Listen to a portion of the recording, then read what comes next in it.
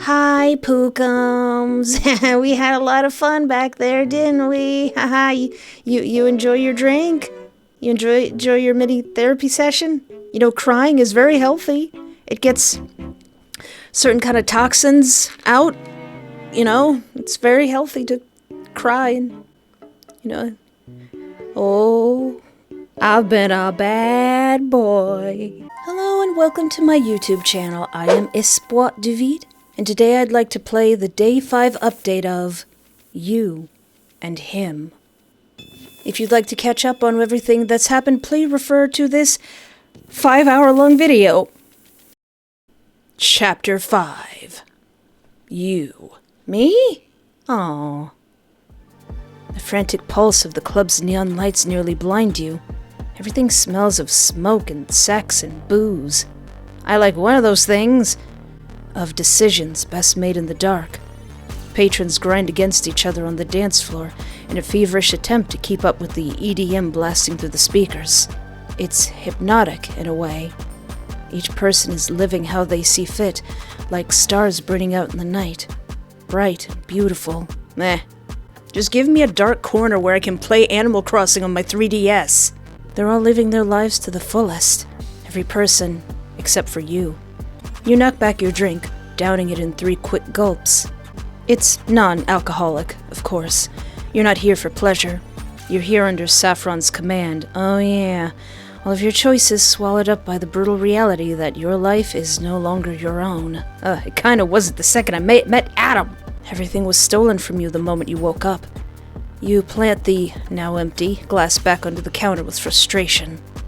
Being bossed around by 2 hot guys who want to kill me. You screw your eyes shut as you rub the hollow of your throat, the invisible collar chaining you to Adam and Saffron hanging heavy. What's the point of living without the option of choice, of free will and the ability to carve out a path for yourself? You want to steal Adam's knife and carve out a new path for yourself, one that leads you far away from here, to a place of safety with your family remaining unscathed. Or at least what's left of it. Auntie Ruth. It feels so hopeless. You idly circle your thumb around the rim of your cup. With each choice you've made, you feel like the path is narrowed out with the rest of the branches trimmed. You feel like you have nowhere left to go. How much longer can you keep going like this? How much of yourself will you lose in the process? You want to sink into a tar of despair. To let the traumatic events finally settle into the marrow of your bones. You're so unbelievably tired. One human can only take so much, but if I give up now, then an image of your uncle flashes through your mind. Blurry, but ever present. No, you shake yourself out of the moment of self-pity. I have to keep going. If not me, then for the people I care about. I'll find my chance. I just have to keep an eye out. You can keep fighting. You haven't hit your limit. Not yet. You've got this. Determination! Taking a deep breath, you feel your normal, resilient self returning. Right on time, too, as a familiar figure slips into the empty bar stool next to you, his mouth twisted into an eternal scowl. Find anything? Adam tosses a crushed cell phone onto the countertop, the screen completely caved in like someone ran it over. He was here about an hour ago. One of the dancers located his phone in the back alley on their smoke break. I guess that explains why Saffron's app pinged this as his last location. A muscle flutters in Adam's jaw. He rips off his cap and scrubs a hand through his wig, careful not to knock it off his head. Smoke curls in front of him. Adam's scowl becomes a partial snarl, and his eyes cut to the man smoking a few seats down. He looks like he wants to tear the cigarette out of the man's grasp and use his skin as a makeshift ashtray. Instead, he pinches the bridge of his nose. Of course, this is where he'd choose to fluffing cum and waste away his sorry excuse of an existence. It reeks of people like him. We aren't talking about my baby Kane, are we? My adopted adult son Kane? No, we have to question where he went from here. That's anyone's guess. You're unable to throw out any useful hypotheticals or guesses.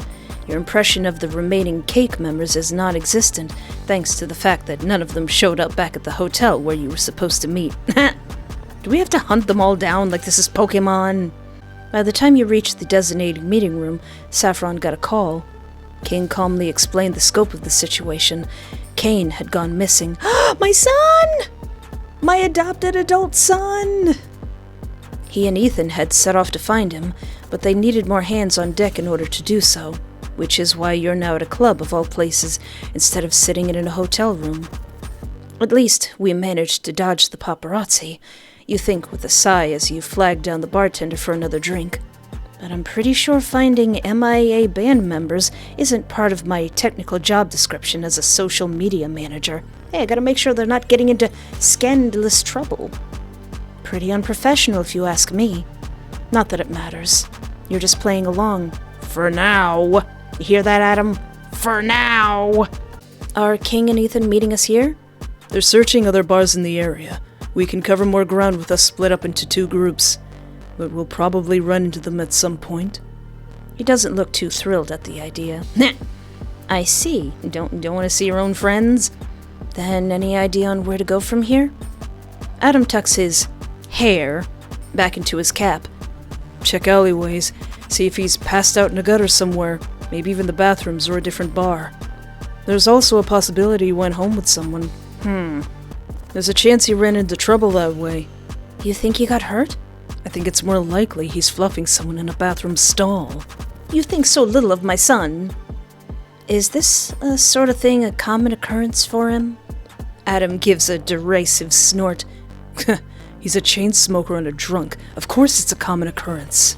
He taps 2 fingers on the countertop, snagging the bartender's attention before they're pulled away by other patrons as you contemplate this new information. Publicly, there's an air of mystery surrounding Kane, and it's part of his appeal, given for what you've seen from his fans. He's always labeled as the silent but confident type. The man who has little to say but makes one heck of an impact when he does offer up a few words. You're not surprised that he's a party boy. Kind of fits with his brand. The mysterious bad boy. Adam orders a glass of water and takes a small swig. Surprised you didn't order milk, you big baby. You raise a brow. Not a fan of alcohol or cigarettes, I see. Adam pierces you with his flashing red eyes, the hand around his glass tightening as he sets it down. What about me would say otherwise? I can't stand either or. So you've drank before? Once. Never again. There's a story there. It's not a question, and Adam doesn't respond like it is. He simply pulls from his glass. It's an embarrassing one, isn't it? It's not relevant to the situation. We need to find Kane, and it's clear we should keep searching. He stands up and tosses a wad of cash onto the bar. Come on, we're done here. You blink and stare at the crumpled up $100 bills. The bartender does too. Living life without having to double-check your bank account balance or the money you throw around. What's that like? Couldn't be you, that's for sure. Same. Everybody in the comments, me and everybody watching, goes, same. We're all broke. You follow Adam towards the exit, mumbling to yourself, eyeing his pocket where the thick wallet is. Maybe if I can rob you, we can start fresh. My uncle and I can change our names, move countries. What was that? Speak louder. I can't hear you with all this noise. Just wondering how much your net worth is. I don't know. Saffron would probably have a better estimate. Why? No reason. You meet his gaze. Hey, how do you feel about getting hitched and pairing it with some life insurance? Oh no. Adam's eyes shoot wide. Like, what's that, a marriage proposal? The tall monster of a man stumbles over his own 2 feet. He manages to catch himself in time. When he meets your gaze again, his cheeks are flushed, stained red like wine. Huh. So it's not just sex that causes strong reactions. Relationships are a weak spot too. Noted. What? Why are you asking me that? Because I'm genuinely curious. His lips part, and he searches your gaze before a realization comes over him. The flush instantly cools. His eyes narrow. You didn't want to get married, you're just messing with me. You'll never put me in a vulnerable enough position to kill me. Dang it. He figured out you'd off him for the insurance payment. What a shame. You decide to point out the flaw in his logic rather than admitting he caught on. What about the highway and trailer? His hand clamps over your mouth. His six fingers. Yeah, he has 6 fingers now. His hand clamps over your mouth, and his fingers flex as his eyes flash an intimidating red. You've struck another nerve. This one's deeper. Raw and personal. Good. It's the least he deserves after all he's put you through. Those were rare, fluffing instances. You'll never put me in that position again. You quirk a brow as if to ask if he's sure about that. He grinds his teeth before tearing his hand away from your mouth to press his palm into the small of your back. Enough. We're wasting time. He presses you forward, a clear indicator that he's ended the conversation. All right, but we're still going to talk about this later. Adam leads you outside and draws out his phone while you wait for him to inform the others that Misty Treasures, the club where you were just in, is a dud. The night is warm, a damp summer that draws sweat from your pores and discomfort in your own skin. But the stars that shine above and swim amongst the black ink of the sky offer a small reprieve. It's a quiet moment alone with nature. Alone with Adam. One where Adam's too distracted to interrupt. Everything feels deceptively calm. A single moment of peace that you cling to for dear life. You tilt your head back. Close your eyes, and that's when you feel it. A slight throb at the base of your temple. Barely noticeable, but there. It's not the only thing you feel. Something or someone is watching you. You drop your head as your eyes snap open to survey the street corner you're currently occupying. Adam's the first person you check. But he's not even paying attention to you. His focus is still set on sending out the update. Well, since Saffron wants to put me on a silver platter to actually eat, I might cling to Adam a little bit. So you look elsewhere. The darkness makes it harder to figure out where the source of the uneasiness is coming from, but you manage to catch a glimpse of the perpetrator. A shadow, hidden in the swarm of people flocking the sidewalk, leading into Misty Treasures. Their figure is stagnant, their features indiscernible from this distance. Who is that? You squint, trying to pinpoint anything that'll give away their identity, when a sharp pang goes through your head. You hiss and grasp your skull. Now's really not the time, but the sensation only worsens until your vision begins to blur. Is someone psychically attacking me? Charles! Charles, get out of my brain, Charles! You hear Adam's voice. He calls your name. When you blink, the headache dissipates, and the figure reveals itself to just be a normal shadow that's disrupted when someone passes by. You'd relax if it weren't for the fact that you feel like you're still being watched, the hairs at the back of your neck standing on end. What is it? Nothing, just... You furrow your brows, trying to figure out what the real threat is. Just what? Spit it out already. I can't shake the feeling that we're being watched. Adam says nothing. You wait for him to harp on your concerns or dismiss them.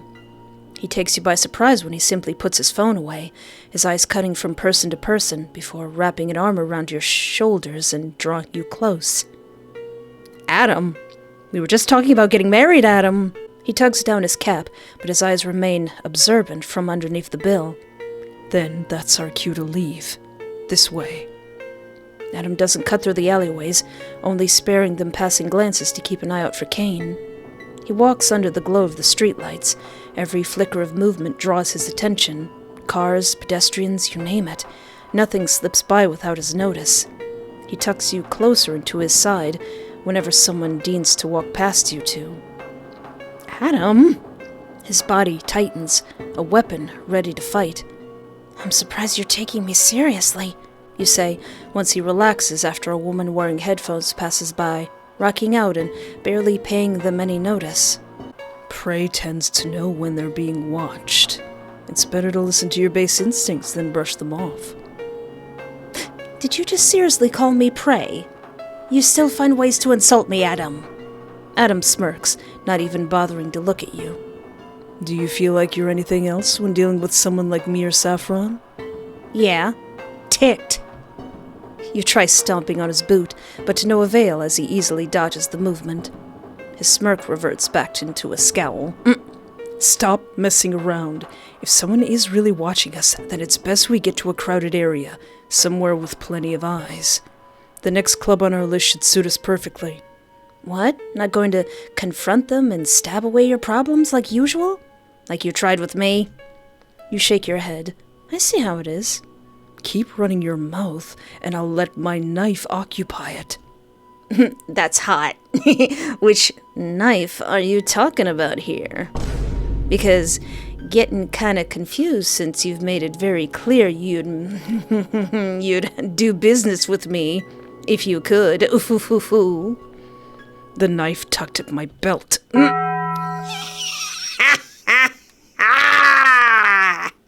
That sounded like a duck. He stops short when your words finally register, and you watch him flip through a fun range of emotions like the changing channels on the TV. Well, on an uplifting note, at least you get the chance to antagonize a sexually repressed murderer. That's the entire story of the game. And he's unable to stab you because of that inner turmoil. Honestly, it really is the little things in life. You pat his back, mocking a lilt in your words. Don't worry about it. We'll come back to it later after we've found Kane and you've had time to process these very confusing feelings. We're not coming back to anything. I'm not here to argue with you about my previous lapses in judgment.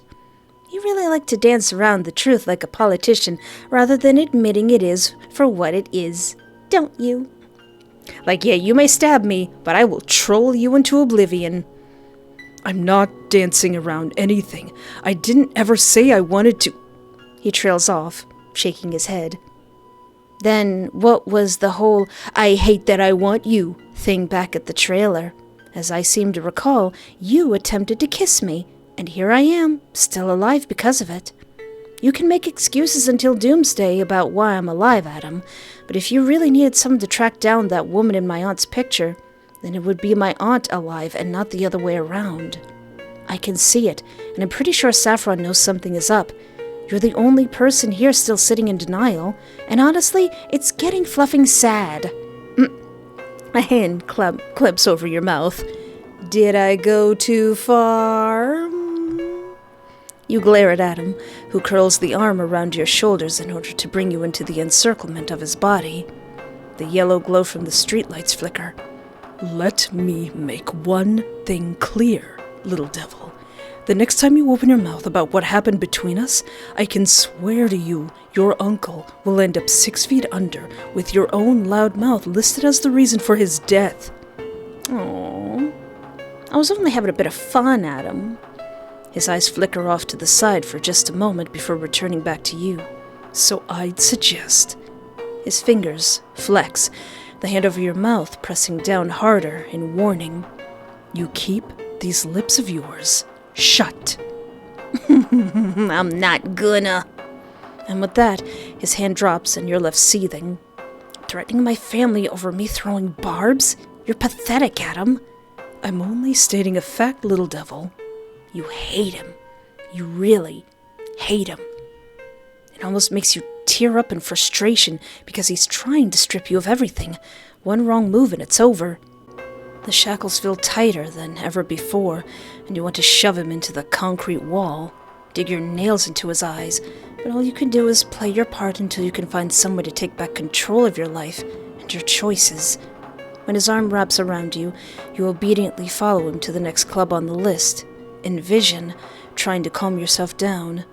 Acting out without reason will get you nowhere. Let's find my son! Your only saving grace is the fact that you no longer feel eyes on you once you hit the more densely populated area. You're not surprised.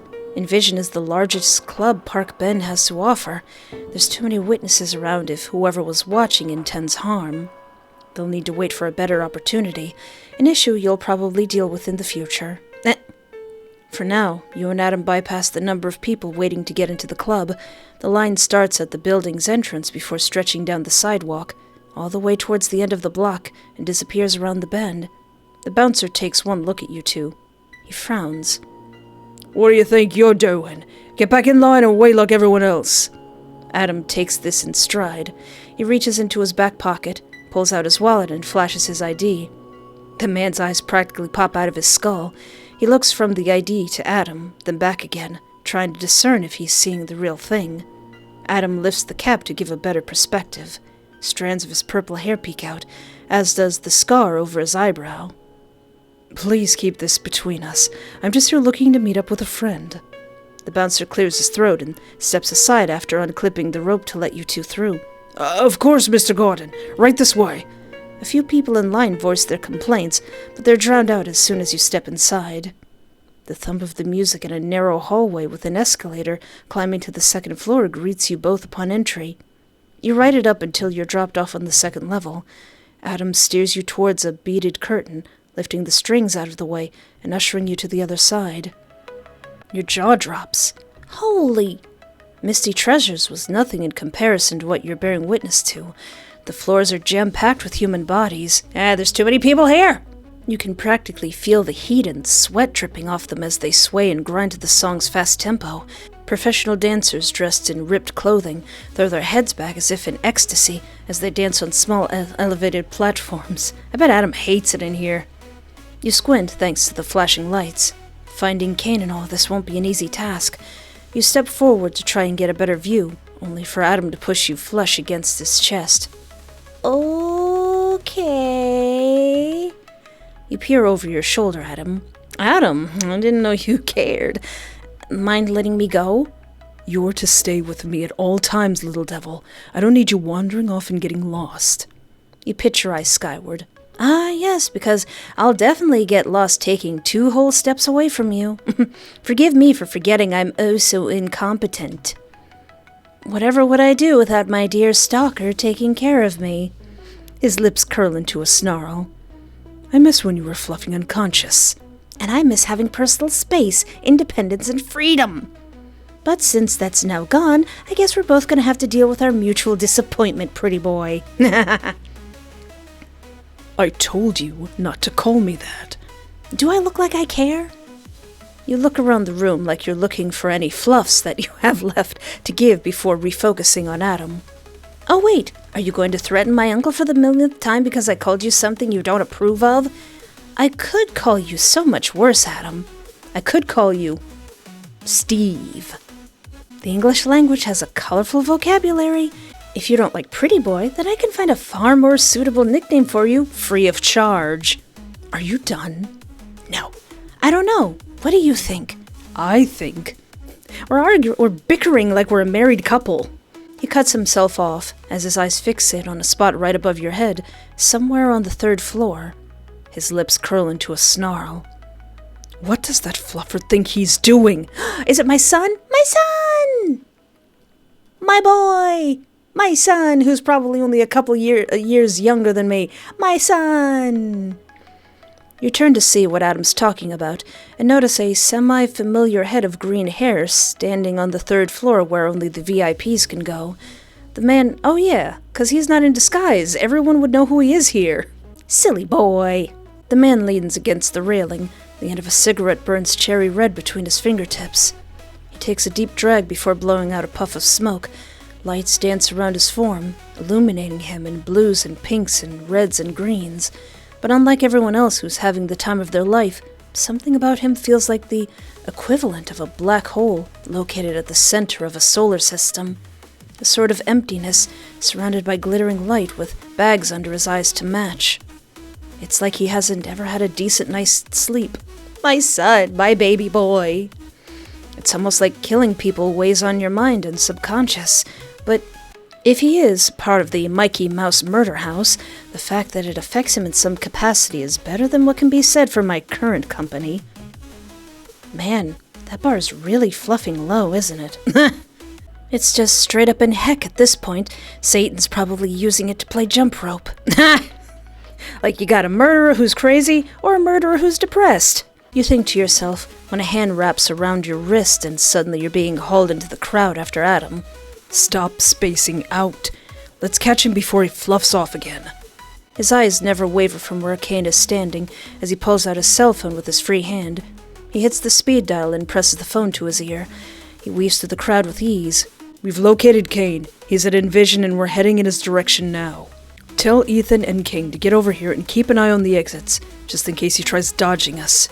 Adam hangs up, not giving the person at the end of the line a chance to respond. You assume it's probably Saffron. Should we try grabbing his attention? Adam returns his phone to his pocket.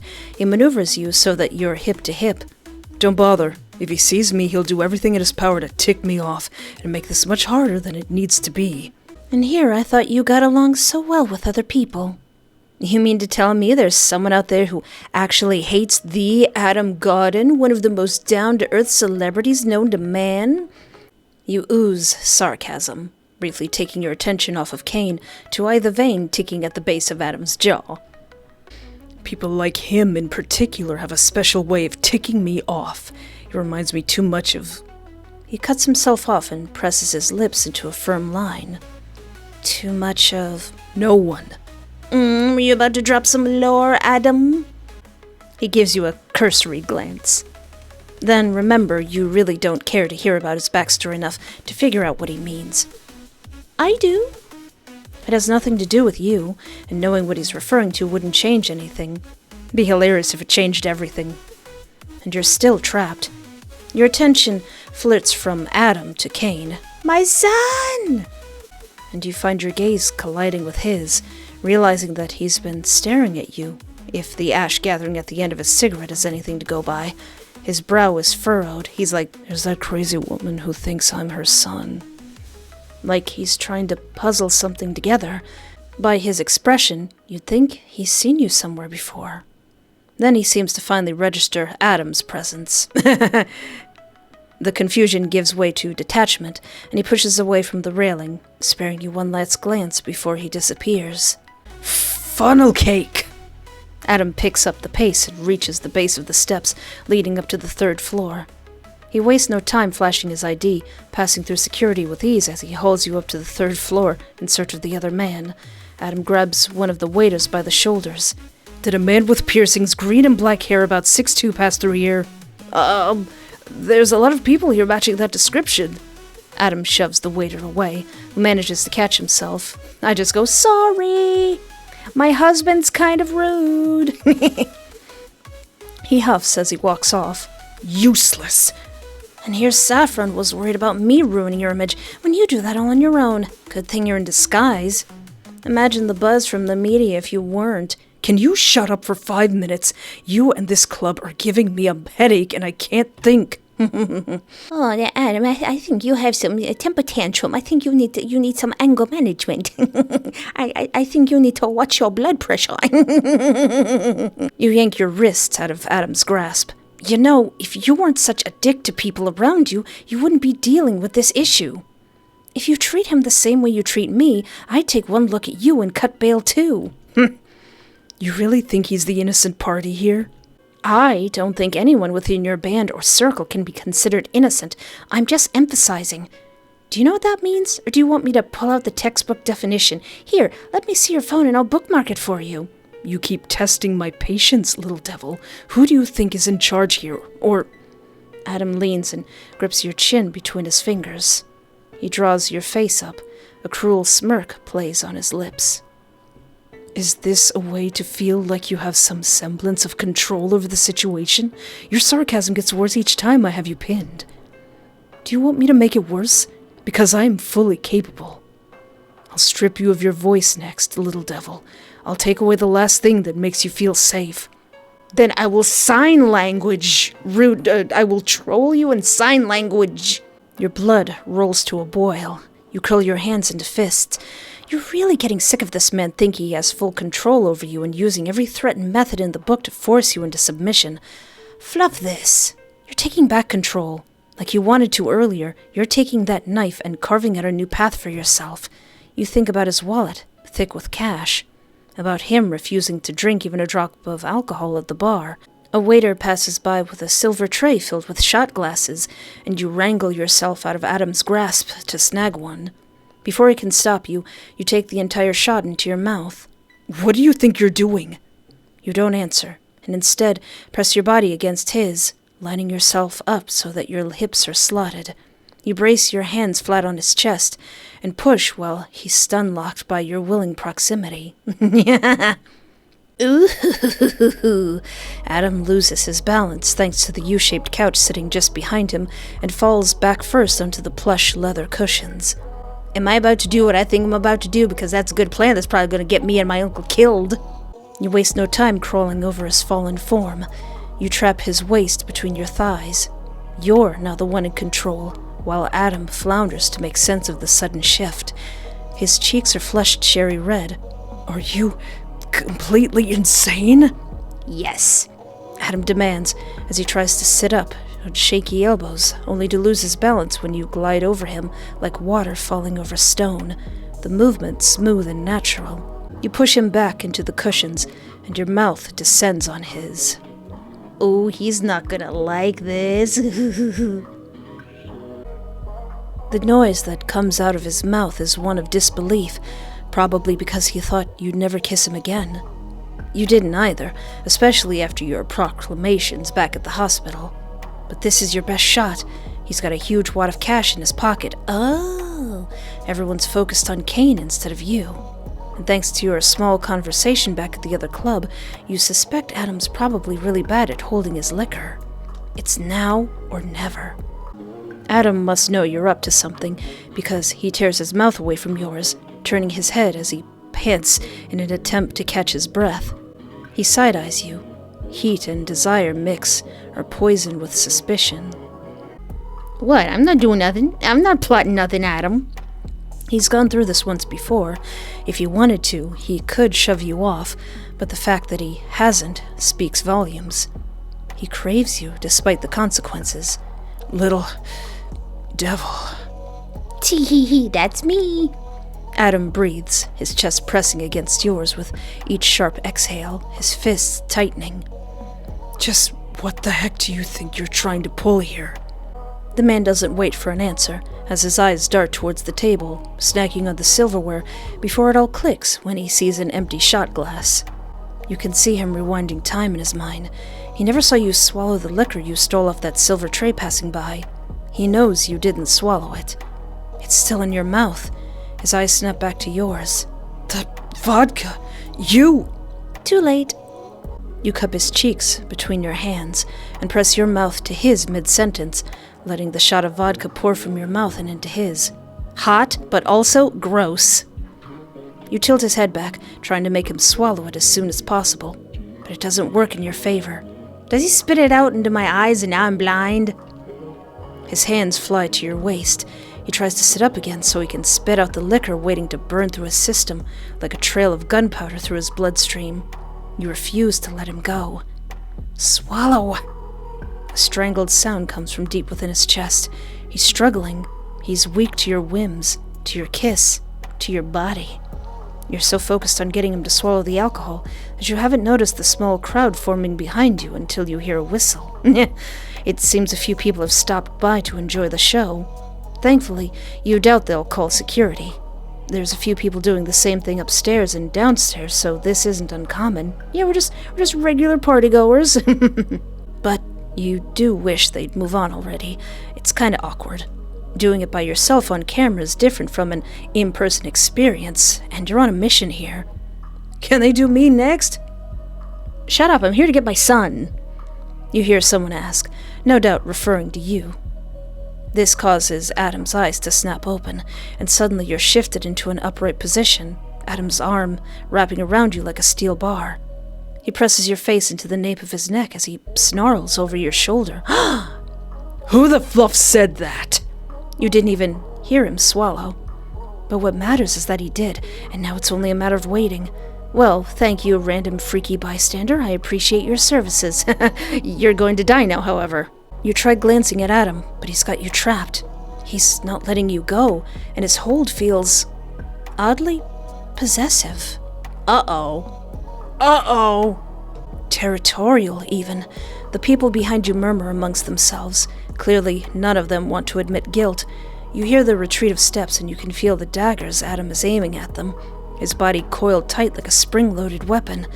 You've probably got 10 minutes until he's properly inebriated, and what do you know, optimal position to grab that wallet of his. You go to reach for his pocket when his hand grips your wrist. I wasn't trying to rob you, I was just gonna grab some booty cheeks, I swear. Don't even think about it. He seethes in your ear. Don't you think you've done enough tonight? You're finally able to lift your head from his neck, but his hold around your waist remains firm. You quirk a brow at him. After all the crap you've put me through? No, not at all, Adam. If my body's the only weapon I have at my disposal to use against you, you can be darn sure I'm gonna take advantage. So, all of that back at the hospital was just talk. Aw, why you blushing? Why you blushing, Adam? I said I wouldn't have sex with you, and I meant it. But I can do something worse. You yank your hand out of his hold before using it to slip under his hoodie once more. Your eyes catch his. His eyes darken, but he doesn't stop you. You glide your hand further, find the curved mark of his scar once again. You trace the jagged edges of the wound with the tip of your finger, never breaking eye contact as he tries to remain unaffected. But you both know he's barely holding himself together. I can bring you so close to the edge, you say, your lips grazing Adam's ear, his breath catching as you flatten your palm against his scar. And then, rip it all away from you. I'll show you exactly what heck on earth feels like, pretty boy. Like I'd fluffing sit here and agree to that. Isn't that what you're doing right now? Your eyes flicker down to where you're still actively sitting on his lap.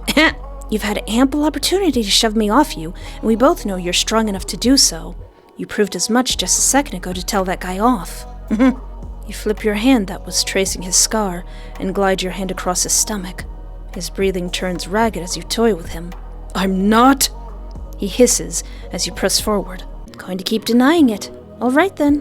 Push me off your lap, Adam. That's all you have to do. Just do what you say you're capable of doing, and you'll prove to the both of us that you're the one in control here. That I'm wrong about why I'm still alive. That you're not truly attracted to me. Come on. Pretty boy. You draw your face closer to his, your lips barely tracing his as you taunt him. Prove me wrong. There's a moment where the world feels like it goes still, like it's just you and Adam trapped in a singular moment while everything else continues on. Adam wars with himself. He battles between lust and logic, want and need, truth and denial.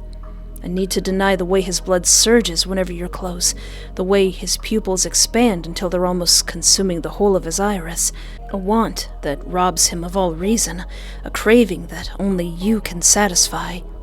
You can see when the scales tip. He wraps both arms around you, caging you against him, his lips peeling back into his typical snarl. I fluffing can't stand you.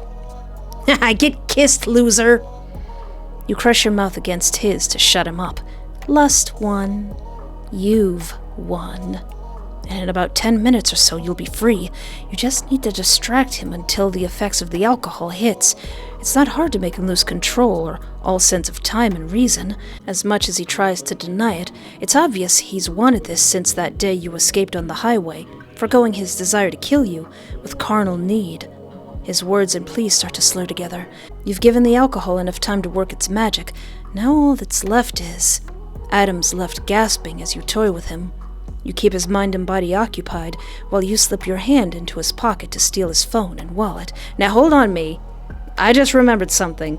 Didn't he just call Saffron and tell them where we are and told them to come to this club? They're gonna find us and they're gonna pick me up like a kitten and hurl me across the room, aren't they? He doesn't notice a darn thing. You drop his phone into a glass of water, and in order to keep him from contacting the band about your inevitable escape, you smother a smile as you tuck his wallet away. You finally received karmatic justice for the destruction of your phone. Oh yeah! It's at this point you start pushing Adam towards the brink of insanity. You spare him no mercy. He's left gasping for air, and right as he's about to hit his breaking point, right as you've got him right where you want him, you stop. Adam looks confused as you sit up. Your smile is cruel. Little devil?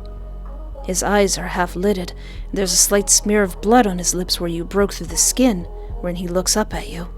Why did you stop? He shifts, clearly uncomfortable, but it's an ache you won't soothe. I told you before, didn't I, how I'd take you to the edge. You slide off his lap before turning to face him with a cruel smile. Only to rip it away from you. What, did you think I'd lose myself in you? Sorry, Adam. Maybe you want me, but I'll never want you. Oh, mic drop. You go to leave when fingers wrap around your wrist. Don't go. It's too dangerous.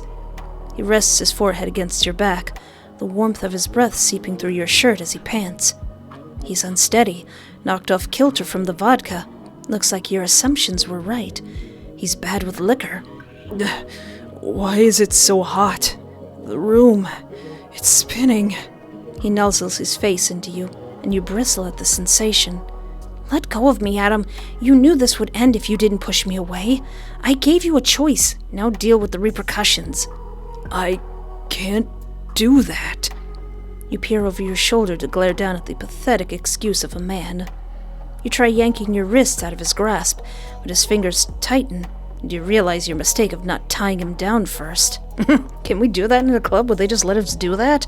It's on you for assuming he'd be weaker, but it's like the alcohol has enhanced both his strength with an added debuff of clinginess. Dang it! Let go. I don't want to. Adam lifts his chin to meet your gaze. His eyes are a glossy plea, like he'd fall apart once you'd leave.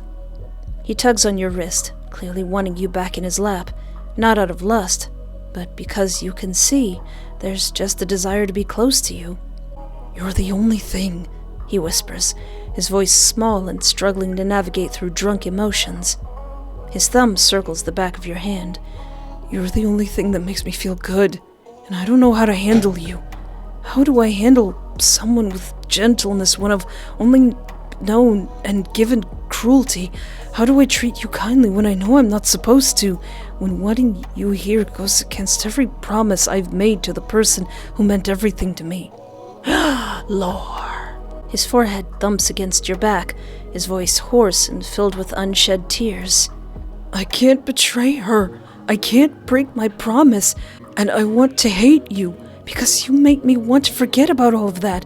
I'm afraid you'll become more important to me than her, that I'll be consumed by you and I'll forget all about her. That I'll forget about the woman who's the only reason I'm still alive and standing here. You feel him begin to tremble, his shoulders shaking as the back of your shirt becomes damp. Adam, this is from one shot of vodka. I've drank more vodka than that. Sir. Adam takes a shuddering breath. What am I supposed to do? No!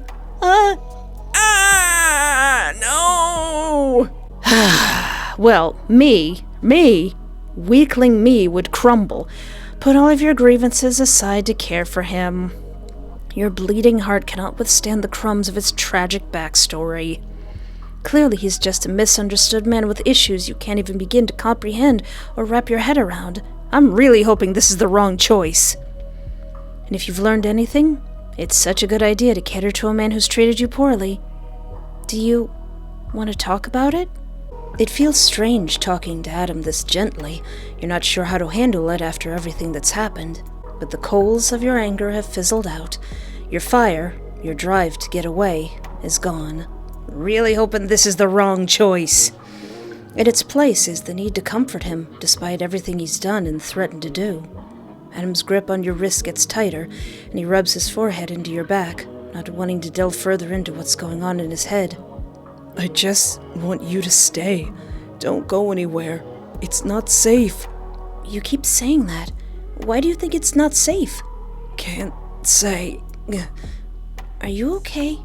It's too hot in the room.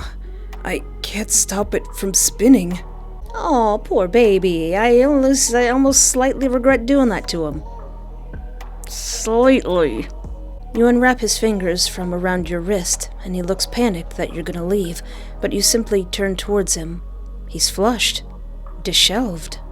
He's looking at you with a half-lidded gaze, and his lips are impossibly swollen. Adam teeters as you sit between his legs on the couch. You should at least get out of this, you say, and tug at the bottom of his hoodie, helping him pull it over his head as he raises his arms. Oh yeah, you were coming in here in a hoodie? You toss the hoodie aside when he wraps you in an embrace, burying his face in the crook of your neck. So soft. His hand glides up your stomach, your ribs. It's less sexual and more intimate. Oh, he just needs somebody to hold him. Adam, do you want me to adopt you too? You don't push him away. We should probably get you some water and something to dilute the alcohol at least. No, I'm fine. His body begins to relax, and he sounds like he's starting to fall asleep. Just don't leave. Stay with me.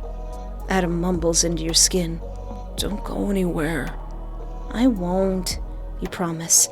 At least not until he falls asleep. It doesn't take long for him to pass out, his soft breath warming your skin. His chest rises and falls, even and steady. You're at a loss for what to do now. Don't make me choose, 'cause I would stupidly choose to stay. You can't really make up your mind, so you disentangle yourself from Adam and lower him against the couch cushions.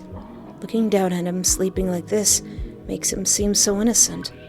What happened to him that caused him to be like this? You want to know, to find out. In doing so, maybe that means you should stick around. Insane as that sounds, you decide to at least head to the bathrooms to wash your face off.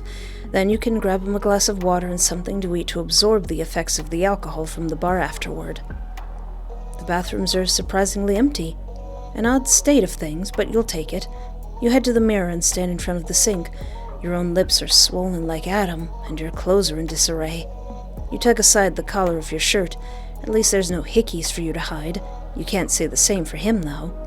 You claimed the F out of his neck. I can't betray her. I can't break my promise. The way he said it made him sound so torn up. You wonder who she is as you turn on the faucet and cup cool water between your palms before washing it over your face. You don't spot the man coming up behind you. Hey! Come on, I just dodged one murderer. Don't tell me I'm gonna meet another. You don't see his dark intent or the blunt weapon he's holding. Oh, come on! Ah! When you lift your head, it's too late to duck as the man brings his weapon down in full swing, causing your head to crack against the mirror. Then, again, when you hit the sink, you collapse to the glass-covered ground with your eyes staring open at the bathroom ceiling, unseeing, unblinking. You are now dead, all because you stuck around to take care of a man who did nothing but hurt you and hadn't proven himself yet otherwise. Message! You died because you called him. I know. One, I wanted the lore, and two, my bleeding heart really wanted to do it. You died because you put aside your own priorities for him. You died because you were going to let Adam get away with, a lack of accountability. All right, I understand. I get it. Man, this game is brutal. All right. I was hoping that was the bad ending, and I'm glad it was the bad ending. But how dare? They were waiting for me to be alone, and then they clocked my clock? So what happens if I feel no empathy at all? Are you done? Adam doesn't respond.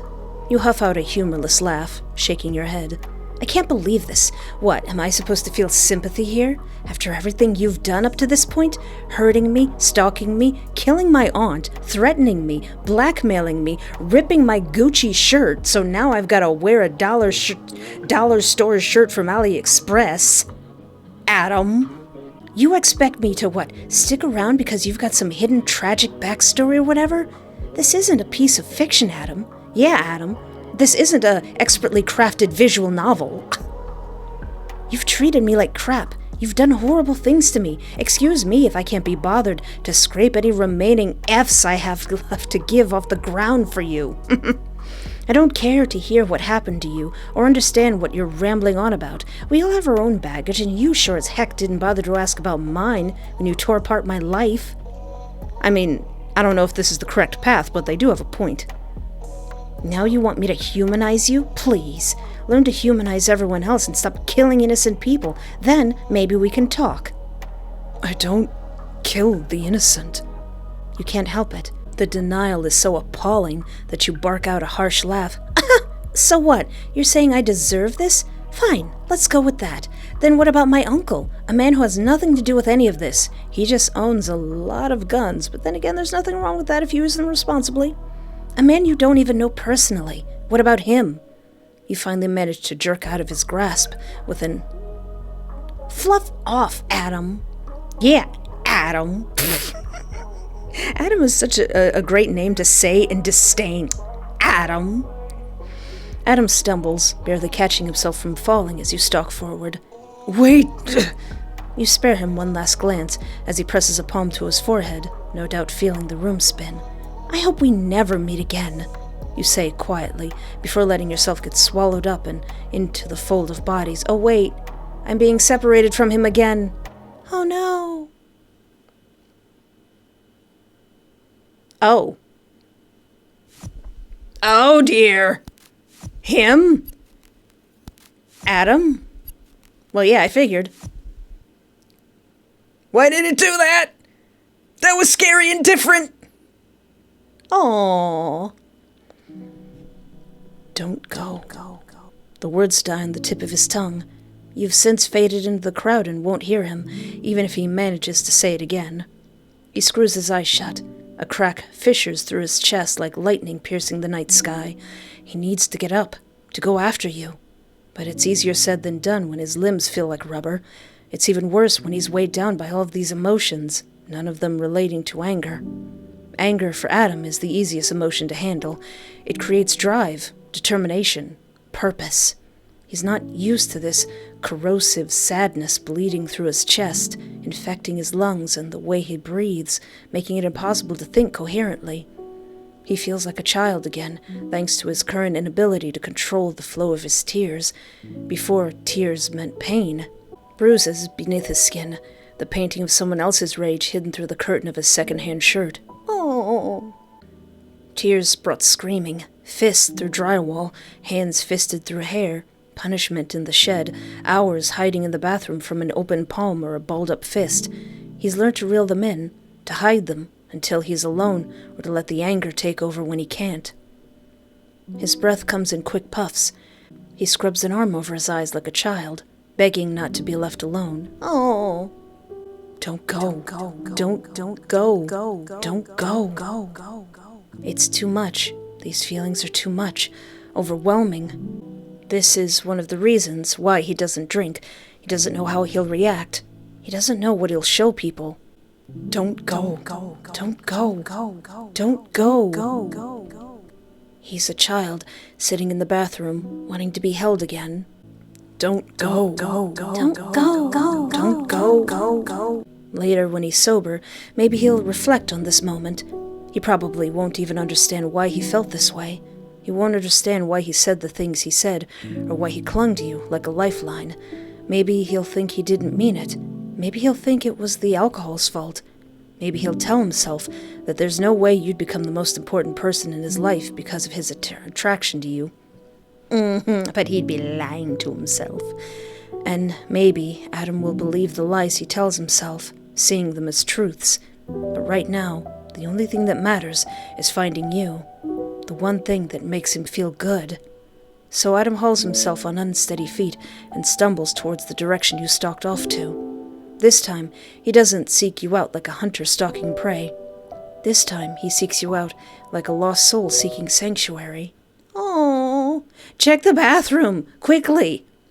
Kane, my son! My son! Kane takes a deep drag of a cigarette, letting the shadows of the alleyway spill over him like a veil. He'd rather not deal with Adam's bullcrap right now. I don't think anybody wants to deal with Adam's bullcrap. The fact that he was sober while needing to take care of that body did a number on him. He needs a cleanser. A day away from the forces breathing down his neck, he knows Adam will chew him out as soon as he's within hearing distance, getting up in Kane's face, hurling insults that he knows will get under Kane's skin. And with the day he's had, Kane's not sure if it'll finally make him snap. The thing that finally causes him to crack Adam's jaw with his fist. Not the thing that finally makes Kane crack. It's Adam's jaw that will crack. They're not allowed to physically fight, but everyone has their breaking point. It's a miracle it hasn't happened already. He assumes it's because everyone knows what will happen if they overstep or become exceedingly disobedient. And because of that, it's best if he waits to deal with Adam. Kane rubs the back of his neck. Just thinking about him tightens the knot in his muscles from stress. Maybe he should have sex to loosen them and relax his body. Speaking of sex, he thinks back to the person walking alongside Adam in the club. Hey, that silhouette wasn't you, was it? I didn't get a good look at it, but that silhouette wasn't you, was it? Kane? My son? He thinks back to you. No doubt the new hire. Kane flicks ash off his cigarette, lost in thought before he finally takes out his phone, the extra one he keeps on hand that no one else in the band knows about. His bad boy phone! And decides to follow his hunch. He clicks on his bookmarks before he finds the site he's looking for. Lonely Fans. Uh-oh! There's actually only one person he's subscribed to, at least on this site. Kane himself likes cosplays, so that, paired with something that can set his blood ablaze, is a good mix. He clicks on the account, picks a video at random. Kane watches as the person on screen performs certain acts to get the viewer's heart racing. What am I, JoJo posing while dressed as Hatsune Miku? Merde. He's getting distracted. Oof. Kane pauses the video and zooms in to see if he can find any notable features. The person on screen has their face covered for anonymity purposes, so it makes it harder to tell the identity of the scantily clad cosplayer. Hey, at least I'm smart in this universe. Mostly. He can't shake the feeling that he knows you from somewhere. Thus the open staring earlier until he saw Adam walking alongside you, glaring at him. Kane takes another puff of his cigarette, lost in his own thoughts when one of the windows belonging to the second floor of the club opens up. He finds you, standing there, staring down at the ground. You haven't noticed him yet, but you're sure to when you notice the light coming from his phone. He holds it up, comparing you to the cosplayer. Your builds are the same, the shape of your bodies, and the way you're mumbling to yourself is reminiscent of the person in the video. He's almost 100% sure you're the right person. Kane? Kane, I'm planning to adopt you, Kane! Don't you do something unbeknownst unbeknownst, Kane? A faint smile tugs at his lips, and he lowers his phone. Well, that's interesting. Kane can tell you're questioning whether it's a safe enough drop before you can swing your leg over the windowsill.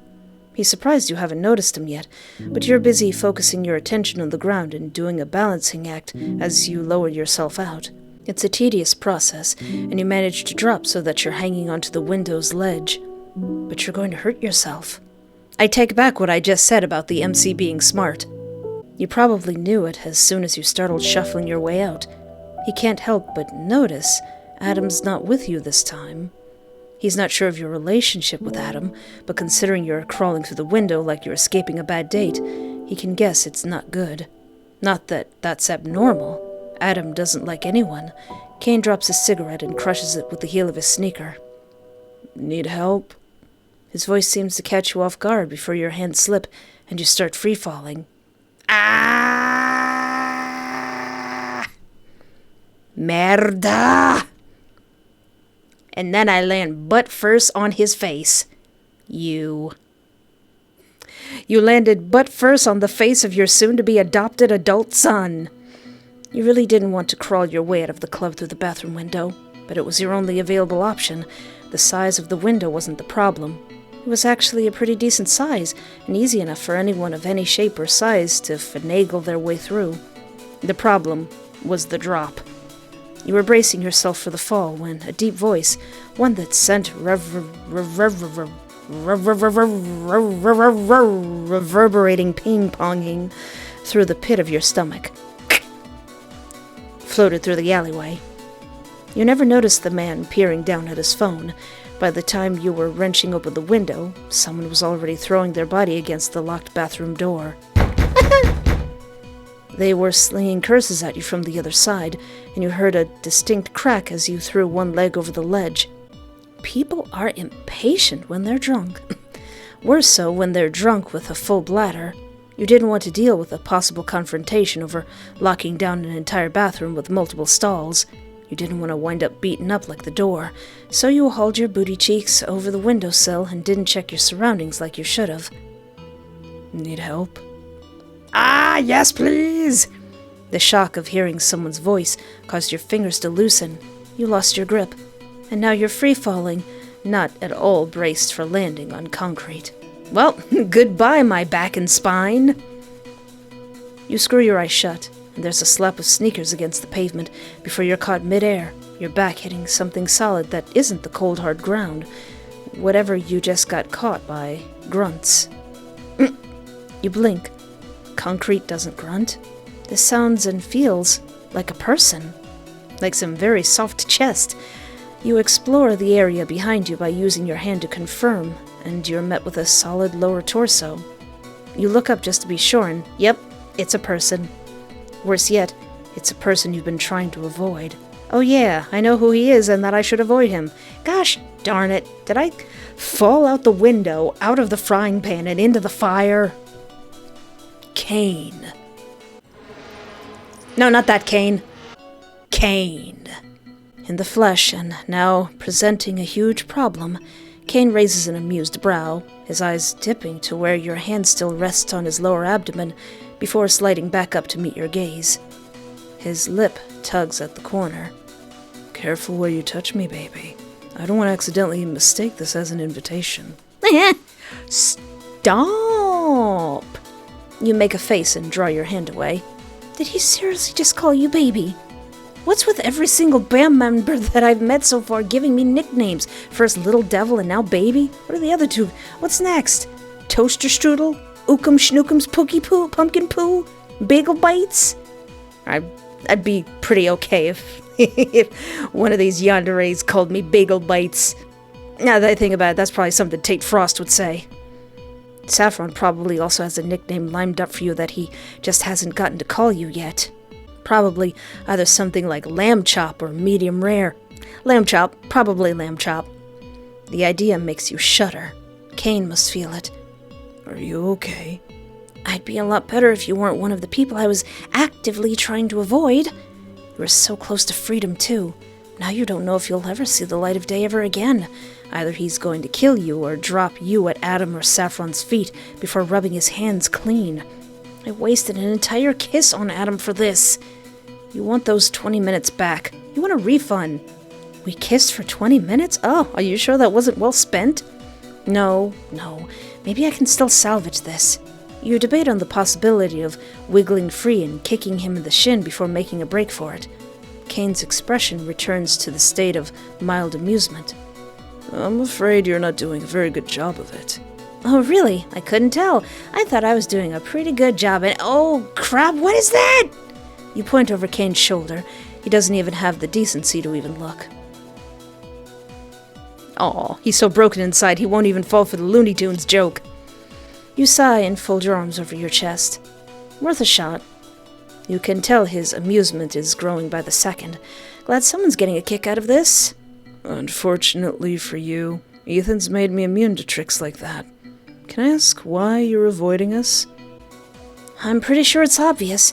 You saw who I was with earlier and how he's missing now. He gives a thoughtful tilt of his head. You gave Adam the slip, and are assuming I'll tell him where you're at because we work together.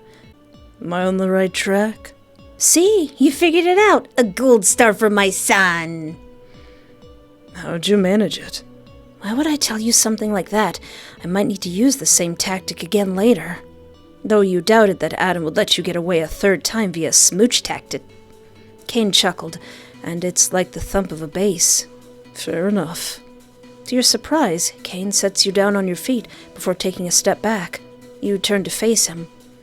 What, are you going to see if I'll follow you willingly first or something? Kane pulls out a cigarette and lights it. There's a few cigarette butts littered around his ratty Converse sneakers. I know a thing or two about avoiding Adam. I know even more about running away when you're in a situation you don't want to be in. I don't know what's happening between you two, but... He gives a small smile and pointedly turns his back on you and leans against the alleyway wall. Smoke billows upwards towards the night sky. What I do know is that I never saw anyone passing through here fitting your description. I've been out here alone talking to myself. That's all. He's a good boy. Such a good boy. Such a good boy. You get a gold star for that. You don't believe it for 1 second. This is a trap, isn't it? As soon as I turn my back on you, As soon as I start to feel anything close to resembling hope, you're gonna pull the rug out from underneath me. I know how Saffron and Adam work. Is this where you get your sick kicks? If you're really worried, check my pockets. I don't have any weapons on me. He takes a deep drag of a cigarette, unbothered by the venom in your voice. You don't move. You're shaking. Adrenaline pumps through your veins, and you're wondering if you can outrun him. I don't think this guy wants to do a whole lot of moving. You take a step backwards, then two. You never tear your eyes away from C.A.K.E. Not gonna check? Then stay safe out there, baby. Stop. On three, you spin on your heel and bolt towards the end of the alley. You wait for the gotcha moment, for a bullet to pierce your shoulder or his body slamming against yours as he catches up and pins you down. It's something you could see Adam doing, the thrill of the hunt. But he doesn't, and you're almost to the end of the alley, hope actually beginning to bloom in your chest, until it's snatched away from you, because that's what always happens. You steal one last glance at C.A.K.E. And that's when you feel a sharp stabbing pain in your head. It's similar to what you felt earlier, and you're left gasping for air, the headache causing auditory hallucinations that sound like static. Did they put something in my brain? Did Saffron put a tracker in my brain? 'Cause he knows doctors, and he's crazy enough to do that. Did he put a tracker on me? It's almost like it's sending off warning signals. You hear the whoosh in front of you. C.A.K.E. finally turns to look at you. His eyes widen. The cigarette falls from his parted lips and... Crack!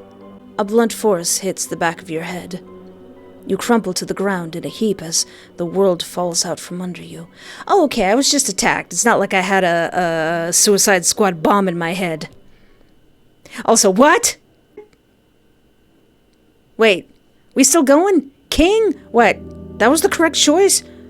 We're still going and I got a cracked noggin?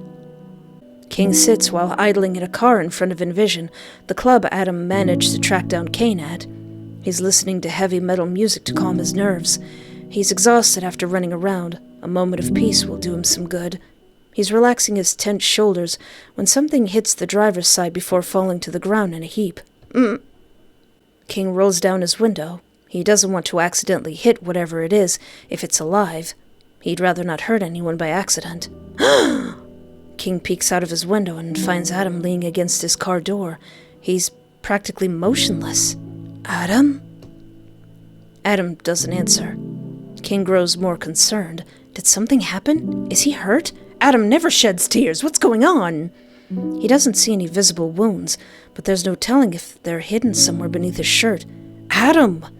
He tries again, his voice still gentle, but with a slight increase in volume. Adam shakes his head, much to King's relief. Adam scrubs an arm over his eyes, drops his arm, pauses, then scrubs his eyes a little harder this time, before peering up at King. To King's surprise, Adam's eyes are red, and there are tear tracks on his cheeks. Oh, he looks pained, tortured. King's never seen Adam cry. None of the band members have. It sends King into high alert. Whatever happened to him must have been really bad. Adam, what happened? Adam swallows hard, and he's starting to fall apart again. Help me find them. No matter where I looked, I couldn't find them. Adam curls in on himself, then, resting his forehead, resting on his knees as he lets out what sounds like a choked sob. Help me find them, King. I don't know what will happen if I don't want them to die, King. Aww. His voice goes softer, barely a whisper. I don't want him to die. Aww. Me? Yeah, how am I faring in all of this? What just happened? There's agonizing pain in the base of your skull, and your ears are ringing. Oh, hey, it's my son. There's genuine concern and fear in C.A.K.E.'s eyes as he pushes himself off the wall. Whomst? Whomst? Have we met this person before? I'm looking disrespectfully, but if you're the one who clocked me... C.A.K.E. takes a step in your direction when your assailant steps over your fallen form and approaches him. Your assailant is followed by two more men, both of which are decently armed like your assailant.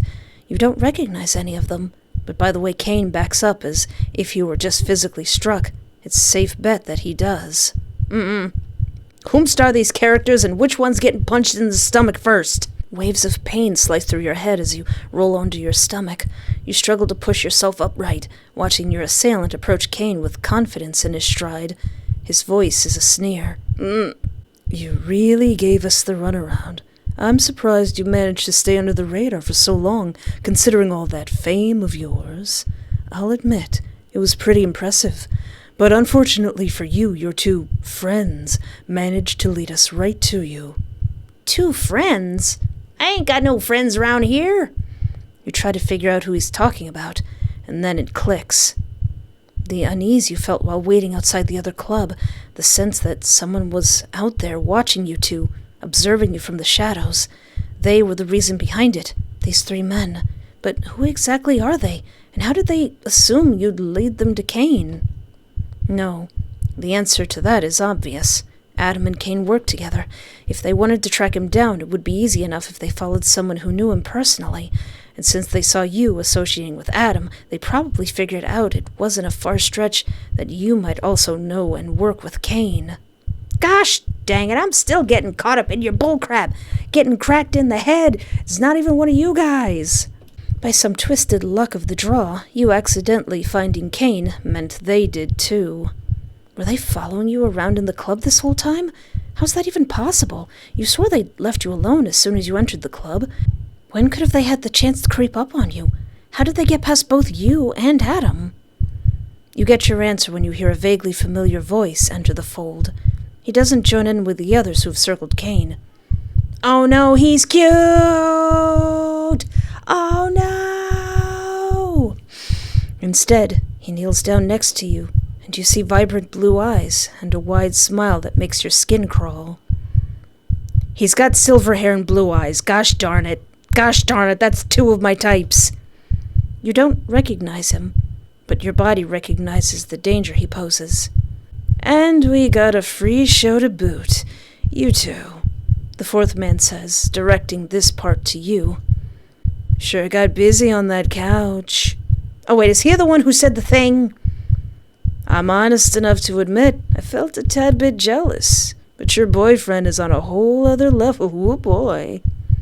He shivers and shakes his head. Talk about a scary bastard. Can they do me next? It was you, and why yes, I can do you next. Well, I have the feeling that I'm going to hate this guy too. An ice-cold chill sweeps through you. His voice, he's the guy from earlier, the horny observer that riled up Adam. That's how they managed to creep up on us. They started tailing us when we were distracted. The man's unsettling smile grows wider, pleased that you finally placed him. Shame he's not here to protect you now. Then again, you did get him drunk, so that's a lack of foresight on your end. Alias, enough chatting. We should still move this along before we draw attention. Drag them over. You got it. The blue-eyed man, Alias, grabs you by the back of your collar, and you grunt as he pulls you deeper into the alleyway. He dusts his hands off once he's brought you within the range of the group. Ah! He plants his boot on your back to keep you pinned. I guess it's only fair we give you a show after the one you put on earlier. Now just sit back and enjoy, okay? The fun part's about to begin. I don't want any of what's happening right now. I just want to go home and play Mario Kart. This is all your fault, Adam. Reese pays Alias and his antics no mind as he slips on a set of brass knuckles, threading his fingers through the holes before flexing them. Oh, come on. He admires his beloved weapon like one would jewelry.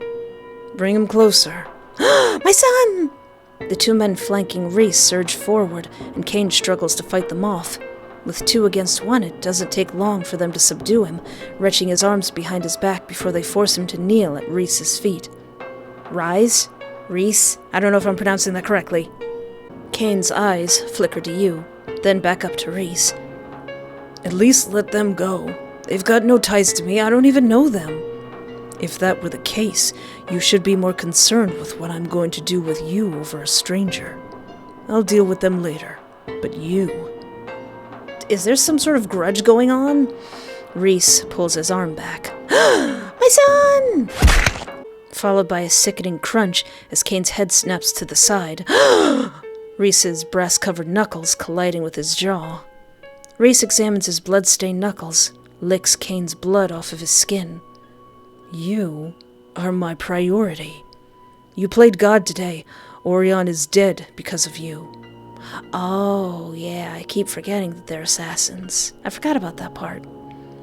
And you had the audacity to leave my brother's corpse to rot inside of a dumpster. Oh, okay. Yeah, I can see why you're upset. I can see why you're upset. Did it feel good, knowing we'd find him? Did you think I wouldn't hunt you down? Kane says nothing, his head still off to the side. Scarlet drips down his chin.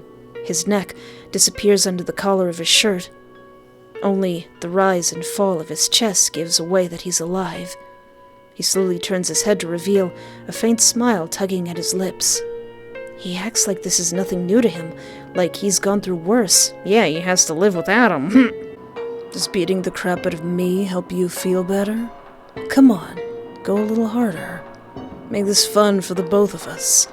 Reese snaps. Ooh! He sinks his fist deep into Kane's gut before withdrawing and continuing to do it over and over again. Kane doesn't make a single noise the entire time.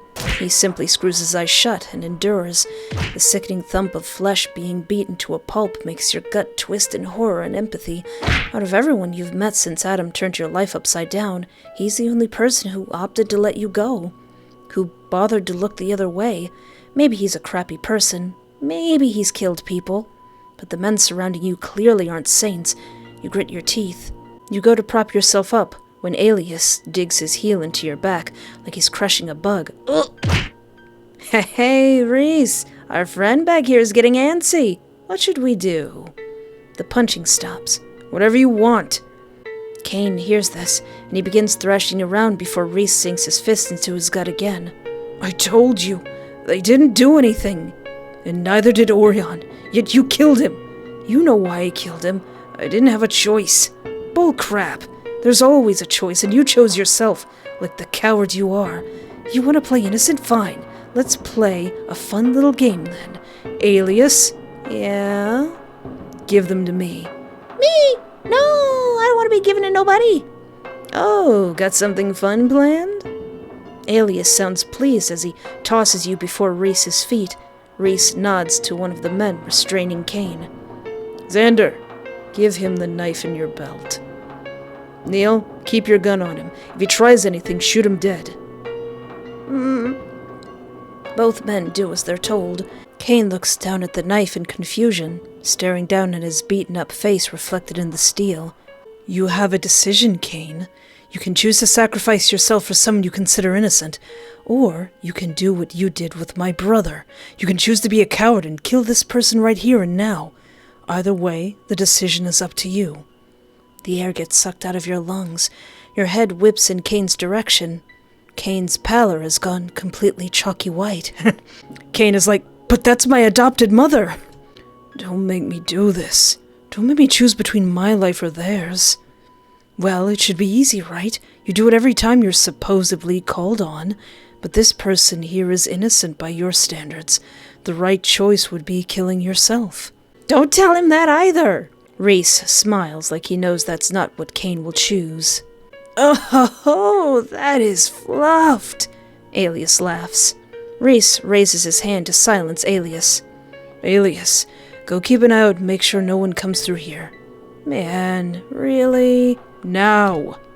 Alias sighs and goes to do as he's told, perturbed he won't get to watch the show. Reese nods towards Neil while addressing Kane. You've got 10 minutes to get it over with. Kill them or slit your own throat. If you don't choose either, then Neil will kill you both, so pick one or the other. Aw, man. Kane stares down at the knife in his hands like it's alive. Get up. You manage to stand on shaky legs, bracing yourself for a fight and getting ready to defend yourself. Oh yeah, what's his face is here? Kane swallows hard. He slides the pads of his fingers along the sharpened edge of the blade, winces as blood wells from the slender cuts on his fingers, dribbled down his hand. He stares at it a moment, his palm open in quiet consideration. He's probably imagining how much stabbing himself would hurt, squeezes his eyes closed, clenches his fist. "No, my son!" and gets to his feet before holding the knife out in front of him with his uninjured hand. His eyes are apologetic when they finally open to meet yours. Sorry," he mouths. You let out a small, harsh laugh. You want to hate him for this decision. You want to hate him for choosing his life over yours. But like he understood why you were running away, you understand this and the need to prioritize survival.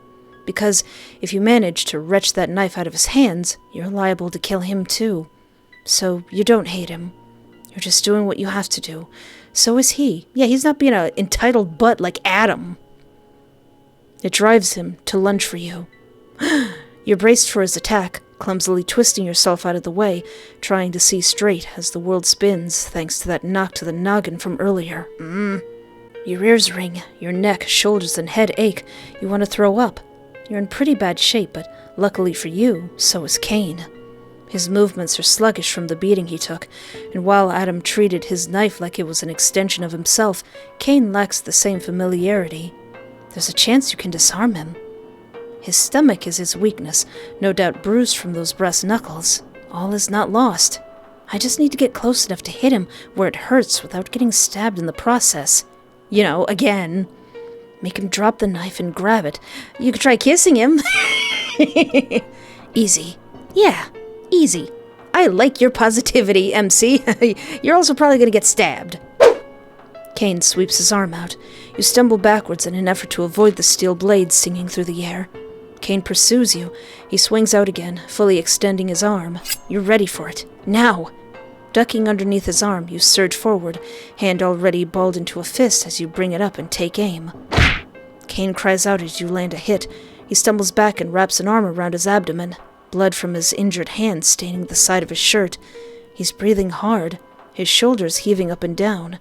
To your dismay, he's still wielding the knife. C.A.K.E.'s expression hardens, and his grip on the hilt tightens. You've done it now. I'm sorry, baby. You know from experience what a man looks like when he wants to kill you. And this man definitely wants to kill you. Hey! We were both thrust in this situation. C.A.K.E. descends on you with the rage and fear of an animal backed into a corner, the flurry of slashes from his knife becoming wild and unpredictable. By some miracle you keep dodging them. All of his attacks narrowly miss, and you keep backing up until you hit a brick wall. You grunt and slant to the side as he brings the blade down. Steel hits the open air. You duck under C.A.K.E.'s arm, but his leg darts out and you stumble, your body twisting before your shoulder slams into the concrete. Ugh! You don't have time to get up when C.A.K.E. kneels over your fallen form, forcing you onto your back. C.A.K.E. brings the blade in a downward swing. You catch him by the wrists, trembling and struggling to hold him off. I don't think I'd be able to hold off a guy that big. The knife gets closer and closer to your neck. Sweat coats your forehead, and your hands are beginning to lose their grip. Plot armor? Hello? Plot armor? Any day would be nice. Panic surges in your chest, and you stare up at C.A.K.E. as he uses his body weight to drive the knife down, closer to its mark. The tip of the blade touches your skin. It has yet to pierce it, but in the next second you'll lose your grip, and all of this will be over with C.A.K.E. as the victor. You screw your eyes shut. You're ready for the worst when hair tickles your face. C.A.K.E. speaks, soft and low. I'm not going to hurt you, but I need you to play along. Your eyes snap open. C.A.K.E.'s using his hair as a curtain to cover up the fact that he's speaking to you. He's also no longer putting all of his weight on you, though it might not look like that to anyone who's watching. The murderous intent you saw earlier is completely gone. My boy! Like it never existed. In the next second, I'm going to lose my grip on the knife. When I do, you're going to fight for it, and you're going to take it from me. Then you're going to act like you've stabbed me in the throat and drop the knife next to me. I'll take it from there. Can you do all that for me? What? What's he saying? I'm bad at taking directions. Can you repeat that? You stare at him in disbelief. This is a trick, right? But you remember how he swung with the knife, how he got so close to slicing your skin open numerous times, yet missing by just a narrow margin. He's been going easy on you on purpose. You're not sure how to handle this revelation. Someone not trying to kill you is uncharted territory. You're shell-shocked. C.A.K.E. appears amused, despite the circumstances. That's a yes or no, baby. Stop! Your response is instant as you mouth, yes. Kane's lips tug at the corners before he grunts as he rears back, holding his ear like you bit it. The knife skitters on the concrete, and both of you gun for it, your hand reaching the hilt first as planned before you're shoving Kane off of you, lashing the knife out. Kane dodges, and you keep up the swings as if you're still locked in a battle for survival, just not with Kane. You manage to pin Kane to the ground and hold the knife over him, breathing hard before letting out an agonizing cry and driving the knife down, stopping just shy of his neck. Right on cue, Kane makes a sound low in his groat. He's making sounds in his groat. Kane makes a sound low in his throat, like he's choking on his own blood. He brings up his hand, the one he used to test the sharpness of the blade earlier, and holds his neck, pressing down like he's trying to keep it from bleeding out. Ah, that's so smart! Then he goes still, his neck smeared with crimson. You let the shock settle on your face. You'll perceive it as you being stunned, you just killed someone. But what you're taken aback by is the fact that he must have planned this straight from the beginning when he sliced his fingers. The question is, will a plan he came up with on the fly work? You're a bit doubtful. As soon as they get close enough, they'll realize the truth. But you've got nothing, so you'll go with it. You breathe deep down and get up off of him, letting the knife drop from your fingers until it clatters to the ground, right within his reach. You, come here. Neil, go check the body and retrieve the knife.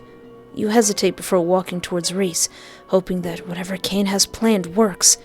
You pause before Reese. You're not going to let me go, are you? I get it.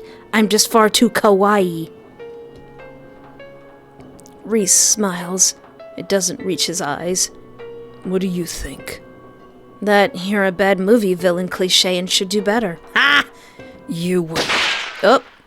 Reese is interrupted when a gunshot rings out, and you turn around to see Neil slumped over Kane's body as Xander fires more gunshots at Kane. None of the bullets hit Kane, who uses Neil as a meat shield. He must have gotten a gun off Neil. Probably after he managed to use the knife on him. Kane aims the stolen gun at Xander, managing to clip Xander's shooting arm despite his unsteady aim. Reese's hand goes to his hip, where he reveals a holster. Alias, get your buns over here now! I would, but we've got trouble! Reese whips his head just in time to see Alias backing away from the opening of the alleyway, making little hops as headlights flood the area. Alias turns tail as the car almost comes bearing down on him. Ha-ha! Alias dives just short of where you and Reese stand as the car comes to a screeching halt, unable to squeeze any further into the alleyway. You spot a blonde guy in the driver's seat. A brown-haired guy grins from ear to ear on the passenger side. Holding out for a hero by Bonnie Taylor blasts through the car's surrounding sound. How dare you? You know I can't play that, it's copyrighted. The identity of these two men are unmistakable. Ethan and King have arrived on the scene. They both get out of the car at the same time, and Ethan cups a hand near his mouth. All right, who called for an Uber? A shot rings out, and Ethan yelps, ducking to the side. The bullet bursts through the windshield, shattering the glass. The shards litter the dashboard. Ethan looks down at the ruined windshield before looking over the roof of the car at King. Do you think this'll buff out? Reese cocks his gun and draws the two men's attention. That was a warning shot. He aims the gun at your head. But the next one won't be. Neither will this one. Kane comes up from behind while holding his shoulder. Xander's body lay motionless on the ground. In the midst of all the chaos, Kane must have gotten a better shot in and wound up killing him as a result. Drop the gun. If you touch that trigger, I'll take both me and your little friend here out. Alias aims his gun, swiveling it between Ethan and King. Kane's grip of the gun tightens, and no one dares to move, aside from Alias, who's keeping an eye on King and Ethan. No one's really paying you any mind. They're considered the threats. You're just a hostage here. You speculate whether Adam has anything in his wallet that can help you, other than money you could fling at them, because making it rain on them would totally help the situation. You're not sure what he's got in there. Keeping an eye on Reese, you inch your hand towards where you stowed away Adam's wallet. Closer, closer. Loser. Maybe he's got a razor blade or something in there. Your fingers barely brush the leather when Race drills the gun deeper into your skull. He wrenches your arm behind your back. Don't even think about it. You wince, and then notice something out of the corner of your eye. Purple hair captures your attention. It's the Deus Ex Machina! At this angle, the only one who can see Adam visibly enough is you. He's hunkered behind the tailgate of the car, his body crouched, and his head peering over his shoulder with his eyes pointed towards you. When did he get here? Did he come on foot, or was he in the car too? When the shots went off, you were too busy to pay attention and see if anyone snuck out of the back seat. It doesn't matter. Either way, he's not going to be any help. I think he's going to be all the help. Only, you notice his eyes darting to you, and then off to the side where Reese is out of sight from his angle. Almost like... Does he want me to keep him talking? No, that's probably not it. But he keeps making the motion. Well, there's not much else I can do. Can I ask you a question? No. That was fast. You don't even know what the question is. Reese looks at you. I'm going to use the power of my motor mouth. Does this gun, by any real means, imply that I'm here to entertain your antics? I don't know. I mean, we're all standing here not moving and in a stalemate, you say as Adam slips forward, still crouching as you blather on, trying to keep Reese's attention on you. What's the harm in hearing me out? Because I'd rather not hear you talk at all.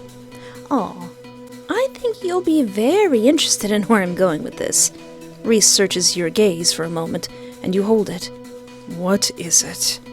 I'm mostly just speculating, but you probably know a decent amount of weapons, right? You and your friends have been carrying them on your person, after all. Yes. So, what's the one called? The one that's got a handle and got, like, steel poking out of it? What's that called again? Reese wrinkles his brow, confused where you're going with this, before his eyes widen and his head whips in the direction of the car. Right as a knife embeds itself into the center of his forehead. Alias whips his head towards Reese, shouts, then starts shooting wildly. Ethan and King duck behind their prospective car doors, and Adam's already out of sight. Reese stares blankly before his body slumps and falls over. His gun skitters off and disappears underneath the alleyway dumpster. You stare at the man, dead at your feet. The sight of a knife embedded into a man's skull makes you want to throw up, and you're not paying attention as Alias levels his gun in your direction. You hear the slap of boots on concrete, but all you can see is the barrel of the gun, flashbacks of Ruth staring at you, horrified, of the pain and drifting off into oblivion. Oh yeah, I did get shot. Kane fires off a shot that clips Alias's shoulder, but not before Alias pulls the trigger. There's a brief moment of, Fluff, really? Again? Did you shoot me again? You don't notice the purple-haired blur before he's in front of you. There's a grunt followed by a splatter of blood. Alias stares at his gun. He just ran out of ammo. Oh, you dead. You dead now, cutie pie. He's trembling as the man he shot lifts his head. Adam's arm is bleeding from where it was hit, but he appears otherwise fine. What the fluff do you think you were trying to pull just now? Oh, all of this and you're just mad at me. Alias backs up as Adam stalks forward. Alias fumbles to see if he can find any spare ammunition when Adam's arm darts out and wraps around Alias's throat. Don't kill me. I think he's gonna kill you, friend. I'm sorry. It was nice to meet you, but bye. He manages to choke out. Adam pauses and cocks his head in a predatory way. You can practically feel when it clicks, because his fingers tighten around Alias's throat. I recognize you. You're the one that made that fluffing, disgusting comment towards Little Devil earlier. King and Ethan exchange a mutual look of confusion. They have no idea who or what Adam is talking about. Kane shows no outside reaction. Adam withdraws a knife from practically out of thin air like some gosh darn magician and gives the knife an expert flip with his injured arm. Is he even human? You distinctly wonder. Fast or slow? What? Adam sinks the knife into his gut, and Alias claws at Adam's arms. The knife twists ever so slowly and cruelly. You look away, your stomach churning. That could have been you if you hadn't escaped Adam on the highway. Ugh. The unmistakable tearing of flesh and screams cut off by a gurgle are forever ingrained in your ears as you hear the sound of a body hitting the ground. You don't dare to open your eyes until a large shadow casts over you. Little devil. Hi, Pookums. We had a lot of fun back there, didn't we? Haha, you enjoy your drink? You enjoy your mini therapy session? You know, crying is very healthy. It gets certain kind of toxins out. You know, it's very healthy to cry and, you know. Oh, I've been a bad boy. You peek up at him, this monster of a man, and prepare yourself for the worst. Maybe he won't kill you, but he threatened your uncle's life if you ever got out of line. You wait for the inevitable cruelty of his words, the sneer on his lips, the condescending attitude of a man who's never once reflected back on his horrible actions. What? You demand when he keeps staring at you. Your hands clench into fists, and you level your chin at him. What now, Adam? I suppose you're going to say you're setting an example for what you're going to do to the people I love. Is that it? Don't let him get to you. Chin up, chest puffed, like Jay used to say, and watch for the shoe. Are you hurt anywhere? King's eyes shoot wide. Ethan's jaw drops. You're pretty sure you're sharing a mutual expression of shock. You wait for the punchline, but Adam's simply waiting for you to answer. You blurt the words before you can stop them. My head hurts. They hit me in the head. Do you have some ibuprofen? Are you? His jaw ticks, and you see the old spark of irritation in his eyes, so he hasn't completely lost it.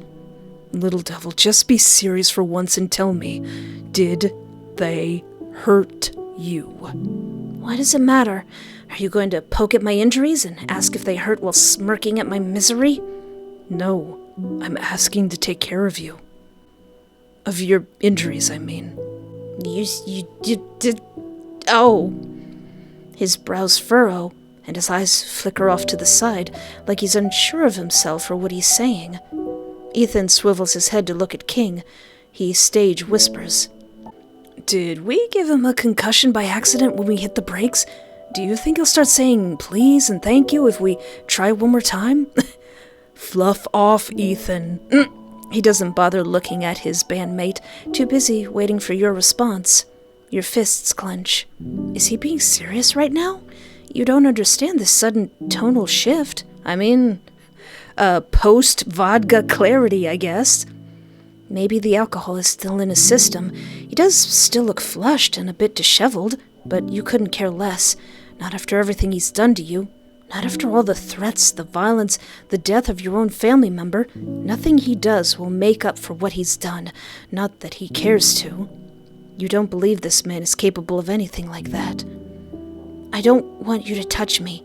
I don't want you to take care of me. What I want from you... You step forward and jab at his chest. What I want from you is to get the fluff out of my life and leave me alone. I never want to have to hear from you again. I never want to speak to you again. Understand, or do I have to repeat myself? I can't do that, little devil, even if I wanted to. And why not? Give me one good reason why you can't. Adam dips his head and scrubs a hand down his face. His voice is barely above a whisper. How do people do this? What, not going to explain it to me? Are you going to keep your secrets as usual? Tell me the same thing you said to me back at the hotel? Adam's lips press into a tight line before he looks up.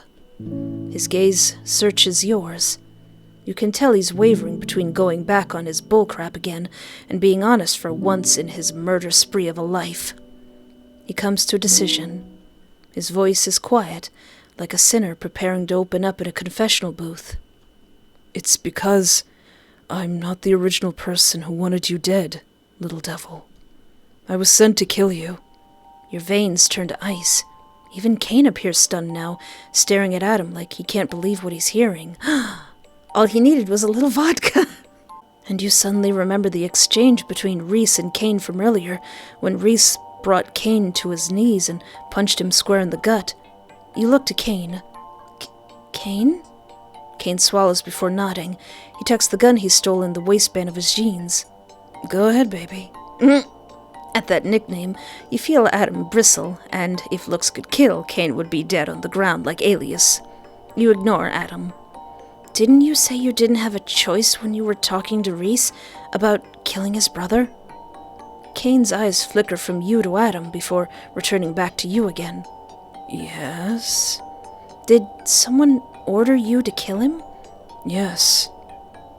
You finally bring your attention back to Adam, now who reluctantly stops glaring at K.E to meet your gaze. Were you ordered by the same person? It's Adam who answers this time. Yes. We were. What? God? Kami-sama?